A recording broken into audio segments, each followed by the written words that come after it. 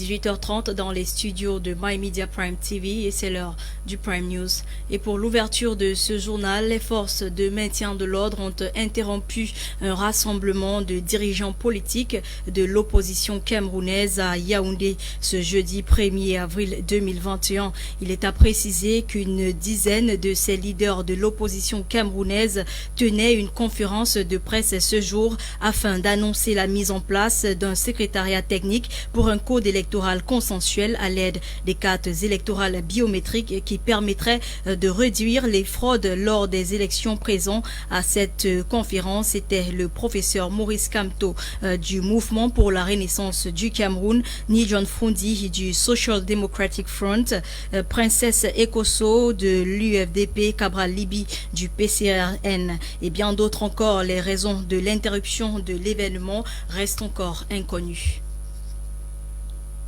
Les conseillers municipaux de la région du Nord-Ouest, lors d'une session ordinaire du conseil municipal hier 31 mars 2021 à Bamenda, ont délibéré sur le bien-être des citadins. Le maire de la ville de Bamenda, Paul Achambong, a statué sur la vision du développement de cette région pour le bien-être des populations. C'est un reportage que nous propose Charles Kebois.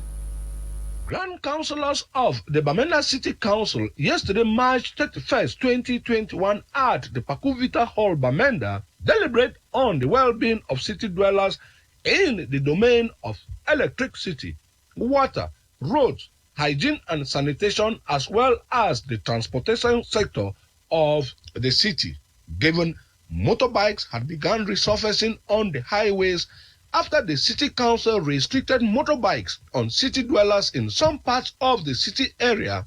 Bamenda City Mayor Paul Achombong said, "They did respect that measure. And gradually, like every law, whenever you pass it, you enforce it, and you relax a bit, the people abuse the relaxation. But I can assure you that we've actually observed that the purpose for which that act was passed, that restriction order was passed, was actually necessary. It was really necessary. And at that time, there was actually a drop in the crime wave. Electricity and water being one of the major problems inhabitants go through within the city of Abakwa on daily basis, the city mayor assured the population in our wing is not going because of insecurity. And therefore, the contractors had to leave. Nevertheless, I have had some catchments. Some of them are springs and they are streams, which we're going to exploit, study, and build some reservoirs where we can catch from these springs and tap into these reservoirs and see how we can ameliorate the water crisis in Bamenda. Bamenda City Mayor Paul Achumbong, with the Grand Councillors, reiterated on the vision of development which the City Council had engaged on road works, though with heavy rains at corner.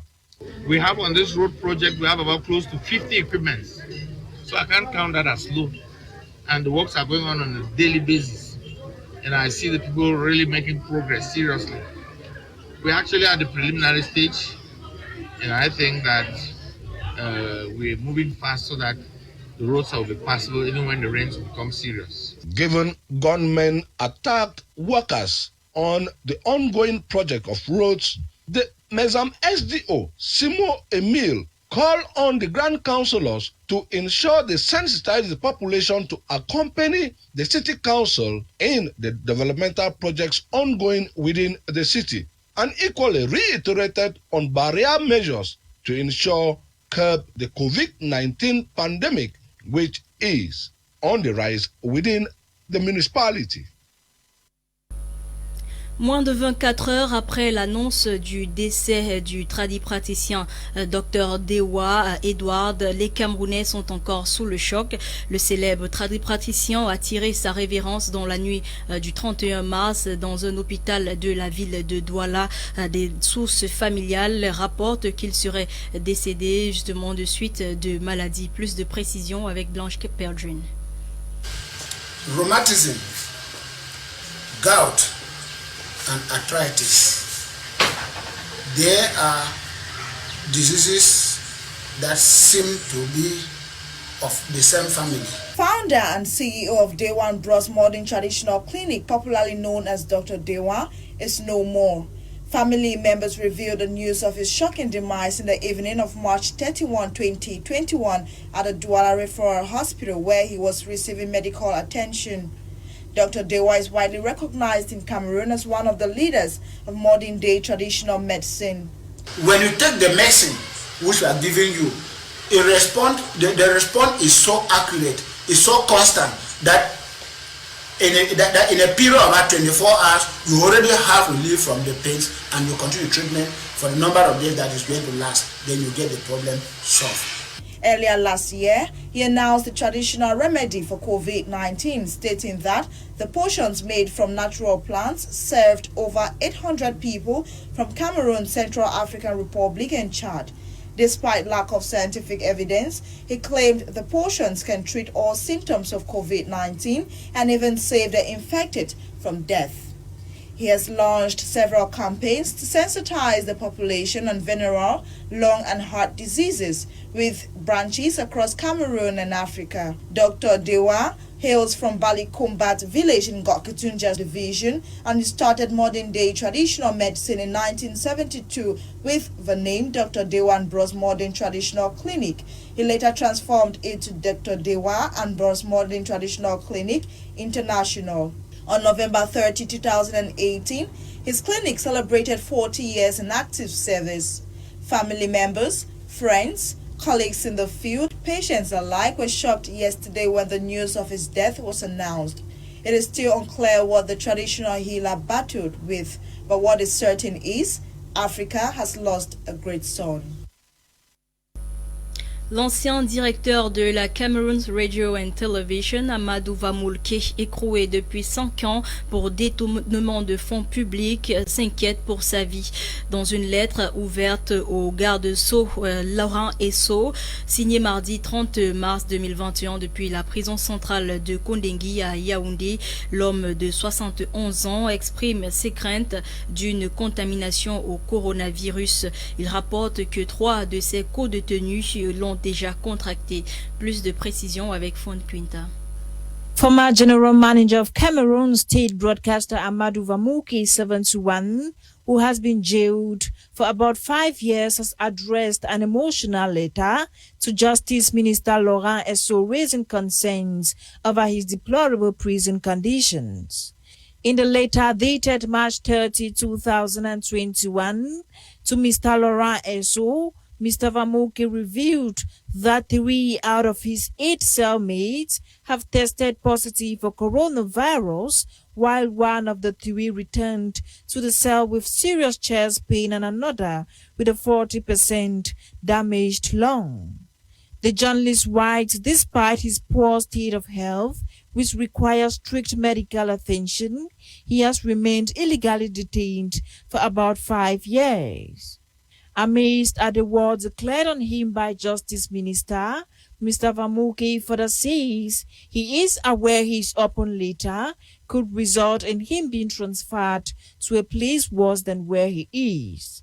The former general manager of the Cameroon Radio Television, who was picked up in July 2016 and has spent 1,708 days behind jail, is being accused of embezzlement of funds at the State Broadcasting House. His letter of distress comes after videos of one-time general manager of the CRTV, Gervais Mendoza, surfaced on social media, with him seen in very deplorable conditions in prison.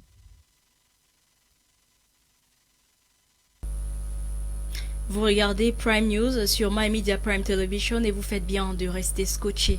Un handicapé d'environ 30 ans a été appréhendé hier à 31 mars aux alentours de 16h au quartier Bangé à Kotor-Douala alors qu'il tentait de voler une moto. Le concerné se faisait accompagner par un complice qui, lui, a réussi à s'échapper, copieusement tabassé par la population en colère. Le présumé voleur a été amené de force par les forces de maintien de l'ordre. Plus d'une centaine de dirigeants venant de diverses entreprises publiques et privées ont été formés aux compétences en communication pour augmenter la productivité de leurs entreprises. C'était lors d'un événement qui s'est tenu récemment à Douala, organisé par Go Ahead Africa. Plus de détails avec Dolingonde. With companies shutting down daily and others relieving staff of duties due to the spunk caused by the global pandemic COVID-19, the sustainability of socio-economic activities is threatened, especially in a third world country as Cameroon.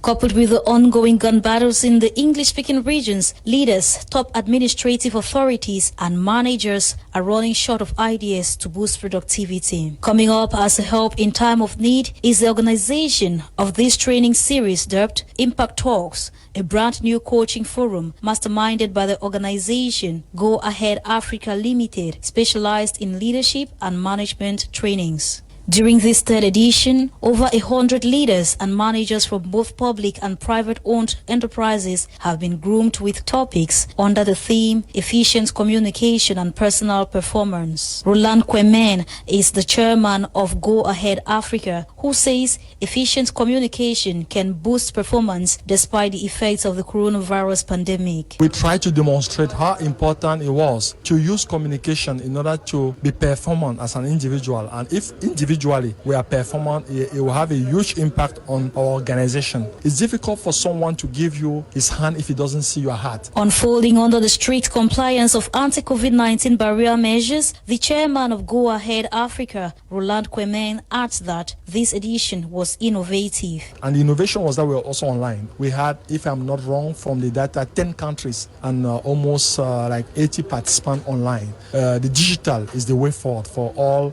companies that want really to create impact, because with the COVID-19, things will not be the same. What I've called the abnormal becoming the normal. But what will be the impact of a training series without success stories being told? Madame Alette Law is a director of the hygiene and sanitation company with the French acronym HISACAM, who took time off to discuss how she scales through an over 95% men-dominated company. Je crois que la communication est un outil très fort. I know that communication is a veritable aspect in boosting entrepreneurial performance, but leaders must also know to mobilize their personnel. In my sector, which is the waste management, where the majority of employees are into the most unhygienic jobs and majority are men, we flow by mutually respecting ourselves as well as by increasing their salaries from time to time. I don't independently take decisions too, because their competence isn't limited to road sanitization. So we have them at the heart of the organization process in order to boost their performance. Pour booster la performance. The event, which takes place every last Thursday of the month, was concluded with a question and answer session, leaving participants fully equipped.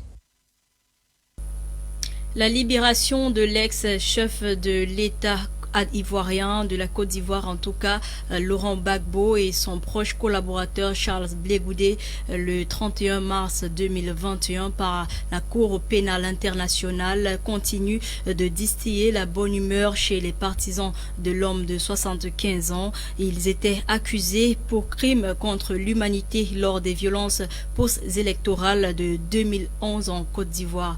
Plus de précisions dans ce reportage. Pour Laurent Gbagbo et Charles Blé Goudé, c'est la fin d'un long combat judiciaire. Après 8 années de détention à la prison de Scheveningen, l'ex-président de la Côte d'Ivoire, Laurent Gbagbo, 75 ans, ainsi que son proche collaborateur Charles Blé Goudé ont été acquittés hier 31 mars par la Cour pénale internationale. Accusés de 4 chefs de crimes contre l'humanité, meurtre, viol, persécution et autres actes inhumains, les 2 hommes ont toujours clamé leur innocence pour ces faits qui auraient été commis entre 2010 et 2011 au cours des violences post-électorales en Côte d'Ivoire. La procureure générale sortante de la Cour, Fatou Bensouda, avait interjeté l'appel en septembre 2019, souhaitant un nouveau procès. Pour elle, les juges avaient acquitté les 2 hommes sans formuler correctement et sont appliquées de manière cohérente une norme de preuve clairement définie. Le procès de l'ancien président ivoirien et de l'ex-leader des jeunes patriotes Charles Blé Goudé avait démarré en 2016 avec de nombreux témoignages. À la majorité, la Chambre d'appel a rejeté l'appel du procureur et a confirmé la décision de la Chambre de première instance. Rassemblés devant l'entrée principale de la cour à La Haye, les dizaines de partisans de l'ex-président et de l'ex-leader des jeunes patriotes ont laissé exploser leur joie. Et en sport, la Confédération africaine de football a validé les dates proposées pour l'organisation du tirage au sort de la CAN Total Cameroun 2021. C'était au cours d'une réunion présidée par Patrice Motsepe après la fin des qualifications hier 31 mars 2021. Plus de précisions avec Quentin Etapé.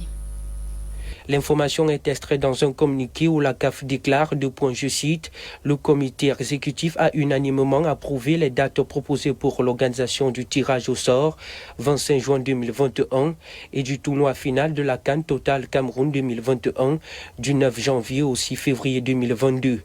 Cela marque le retour de la CAN en hiver, les habitudes qui avaient été changées à l'ère Ahmad Ahmad avec l'édition 2019 organisée en Égypte à l'été.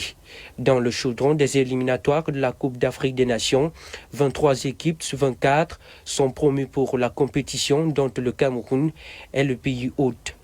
Il s'agit de la Guinée, le Mali, le Malawi, le Burkina Faso, le Soudan, le Ghana, la Gambie, le Gabon, la Mauritanie, le Maroc, le Cap-Vert, le Cameroun, l'Égypte, le Comore, l'Algérie, le Zimbabwe, le Sénégal, la Guinée-Bissau, la Tunisie, la Guinée équatoriale, la Côte d'Ivoire, l'Éthiopie et le Nigeria.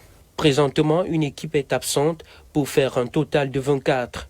Le match Sierra Leone-Bénin a été reporté au mois de juin et pour cause, le désaccord survenu sur les tests positifs au Covid-19 côté béninois. Suite à cette polémique, la CAF a indiqué que des réflexions ont été entamées pour mettre en place, avec l'Organisation mondiale de la santé, des organes indépendants en charge d'effectuer les tests en vue des matchs de la CAN Total Cameroun 2021. C'est la fin de ce journal qui a été coordonné par Fait Tata et Wane Elai Nolinga était à la production. Madame, Messieurs, merci d'avoir été des nôtres. Restez scotchés car les programmes se poursuivent sur My Media Prime Television. Bonne soirée à vous.